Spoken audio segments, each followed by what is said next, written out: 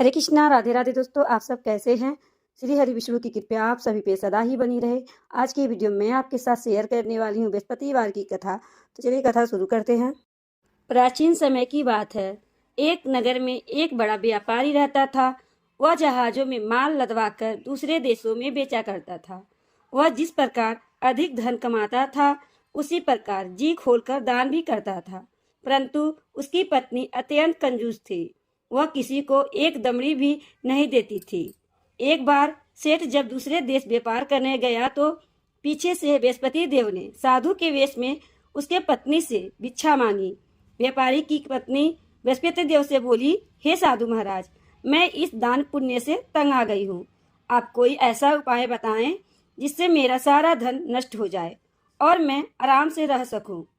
यह धन लुटता हुआ नहीं देख सकती हूँ मैं। बृहस्पति देव ने कहा, हे देवी, तुम बड़ी विचित्र हो। संतान और धन से कोई दुखी होता है? अगर अधिक धन है तो इसे शुभ कार्यों में लगाओ। कुंवारी कन्याओं का विवाह करवाओ, विद्यालय और बाग बगीचे का निर्माण कराओ। ऐसे पुण्य कार्य करने से तुम्हारा लोक परलोक सार्थक हो सकता है। परंतु साधु की इन बातों से व्यापारी की पत्नी को खुशी नहीं हुई। उसने कहा, मुझे ऐसे धन की आवश्यकता नहीं है जिसे मैं दान दे सकूं। तब बृहस्पति देव बोले, यदि तुम्हारी ऐसी इच्छा है तो तुम एक उपाय करना। 7 बृहस्पतिवार घर को गोबर से लिपना और अपने केशों को पीली मिट्टी से धोना। केशों को धोते समय स्नान करना। व्यापारी से कहना हजामत बनवाने के लिए। भोजन में मांस मंदिरा बनाना और कपड़े अपने घर पर ही धोना। ऐसा करने से तुम्हारा सारा धन नष्ट हो जाएगा। इतना कहकर बृहस्पति देव अंतर्ध्यान हो गए। व्यापारी की पत्नी ने बृहस्पति देव के कहे अनुसार 7 बृहस्पतिवार ऐसा ही करने का निश्चय किया। केवल 3 बृहस्पतिवार बीते थे कि उसकी समस्त धन संपत्ति नष्ट हो गई और वह परलोक सिधार गई। जब व्यापारी वापस आया तो उसने देखा कि उसका सब कुछ नष्ट हो गया है। उस व्यापारी ने अपनी पुत्री को संतावना दी और दूसरे नगर में जाकर बस गया। वहां जंगल से लकड़ी काटकर लाता और शहर में बेचता। इस तरह वह अपना जीवन व्यतीत करने लगा। एक दिन उसकी पुत्री ने दही खाने की इच्छा प्रकट की। व्यापारी के पास दही खरीदने के पैसे नहीं थे। वह अपनी पुत्री को आश्वासन देकर जंगल में लकड़ी काटने चला गया। वहां एक वृक्ष के नीचे बैठ गया और अपनी पूर्व दशा पर विचार कर रोने लगा। उस दिन बृहस्पतिवार था। तभी वहां बृहस्पति देव साधु के वेश में सेठ के पास आए और बोले, हे मनुष्य, तू इस जंगल में किस चिंता में बैठा है? तब व्यापारी बोला, हे महाराज, आप सब कुछ जानते हैं। इतना कहकर व्यापारी अपनी कहानी सुनाकर रो पड़ा। बृहस्पति देव बोले, देखो बेटा, तुम्हारी पत्नी ने बृहस्पति देव का अपमान किया था, इसी कारण तुम्हारा यह हाल हुआ है। लेकिन अब तुम किसी प्रकार की चिंता मत करो। तुम गुरुवार के दिन बृहस्पति देव का पाठ करो। 2 पैसे के चने और गुड़ को लेकर जल के लोटे में शक्कर डालकर वह अमृत और प्रसाद अपने परिवार के सदस्यों, कथा सुनने वाले को बांट दो। स्वयं भी प्रसाद और चरणामृत लो। भगवान तुम्हारा अवश्य कल्याण करेंगे। साधु की बात सुनकर व्यापारी बोला, महाराज, मुझे तो इतना भी नहीं बचता मैं अपनी पुत्री को दही लाकर दे सकूं। इस पर साधु महाराज बोले, तुम लकड़ियां शहर में बेचने जाना। तुम्हें लकड़ियों के दाम पहले से चौगने मिलेंगे, जिससे तुम्हारे सारे कार्य सिद्ध हो जाएंगे। उसने लकड़ियां काटी और जंगल शहर में बेचने चल पड़ा।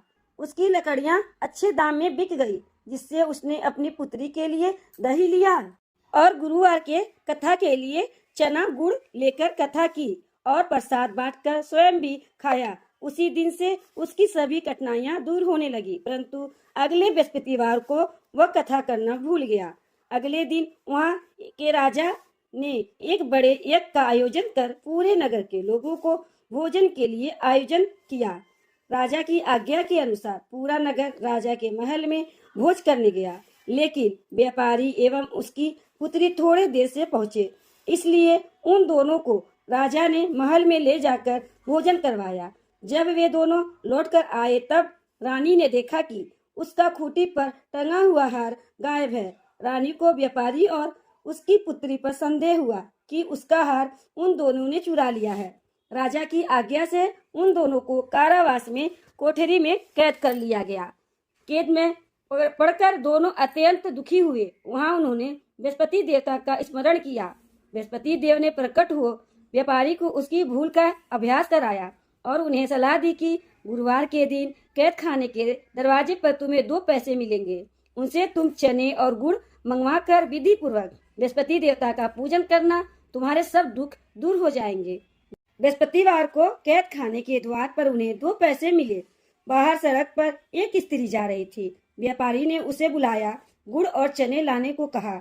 इस पर वह स्त्री बोली, मैं अपनी बहू के लिए गहने लेने जा रही हूँ, मेरे पास समय नहीं है। इतना कहकर वह चली गई। थोड़ी देर बाद वहाँ से एक और स्त्री निकली। व्यापारी ने उसे बुलाकर कहा कि हे बहन, मुझे बृहस्पतिवार की कथा करनी है, तुम मुझे 2 पैसे का गुड़ चना ला दो। बृहस्पति देव का नाम सुनकर वह स्त्री बोली, भाई मैं तुम्हें अभी गुड़ चना लाकर देती हूँ। मेरा इकलौता पुत्र मर गया है, मैं उसके लिए कफन लेने जा रही थी, लेकिन मैं पहले तुम्हारा काम करूंगी, उसके बाद अपने पुत्र के लिए कफन लाऊंगी।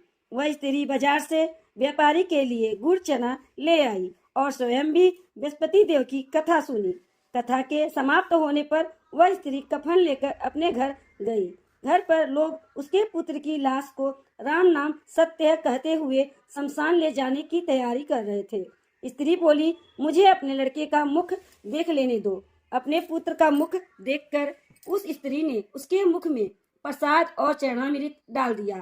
प्रसाद और चरणामृत के प्रभाव से वह पुण्य जीवित हो गया। पहली स्त्री जिसने बृहस्पति देव का निरादर किया था, वह जब अपने पुत्र के विवाह के हेतु पुत्र वधू के लिए गहने लेकर लौटी और जैसे ही उसका पुत्र घोड़ी पर बैठकर निकला, वैसे ही घोड़ी से ऐसी उछाल मारी कि वह घोड़ी से गिरकर मर गया। यह देख स्त्री रो पड़ी। बृहस्पति देव से क्षमा याचना करने लगी। उस स्त्री की याचना से बृहस्पति देव साधु के वेश में वहां पहुंचकर कहने लगे, देवी तुम्हें अधिक विलाप करने की आवश्यकता नहीं है, यह बृहस्पति देव का अनादर करने के कारण हुआ है। तुम वापस जाकर मेरे भक्त से क्षमा मांगकर कथा सुनो, तभी तुम्हारी मनोकामना पूर्ण होगी। जेल में जाकर उस स्त्री ने व्यापारी से माफी मांगी और कथा सुनी। कथा के उपरांत वह प्रसाद और चरणामृत लेकर अपने घर वापस आ गई। घर आकर उसने चरणामृत अपने मृत पुत्र के मुख में डाला। चरणामृत के प्रभाव से उसका पुत्र भी जीवित हो गया। उसी रात बृहस्पति देव राजा के सपने में आए और बोले, हे राजन, तूने जिस व्यापारी को और उसकी पुत्री को जेल में कैद करके रखा है वह बिल्कुल निर्दोष है। तुम्हारी रानी का हार वहीं खूंटी पर टंगा हुआ है। दिन निकला तो राजा रानी ने हार लटका हुआ देखा खूंटी पर। राजा ने उस व्यापारी और उसकी पुत्री को कैद से निकाल दिया और उनसे क्षमा मांगी और उन्हें आधा राज्य देकर उसकी पुत्री का विवाह उच्च कुल में करवाकर दहेज में हीरे जवाहरात दिए। इस प्रकार बृहस्पतिवार को जो व्यक्ति व्रत के साथ कथा सुनता है उसके सारे मनोकामनाएं पूर्ण होते हैं। तो दोस्तों, यह थी बृहस्पति देव की कथा। बृहस्पति भगवान की कृपा आप सभी पर सदा ही बनी रहे, इसी कामना के साथ अगले वीडियो मिलते हैं। राधे राधे।